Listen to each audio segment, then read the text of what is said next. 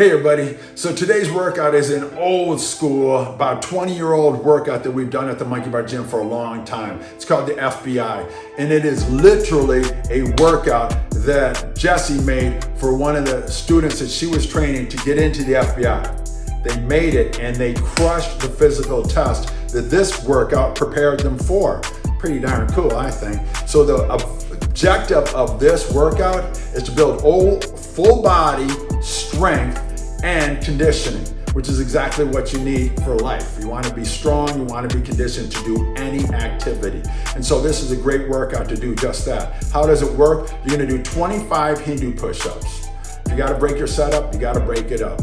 Next exercise, 25 rows. The last exercise is 25 goblet squats. And then you get to pick one of the two. You either run a 440 lap around your block, or you do 150 reps jump and roll forward and 150 reps backwards.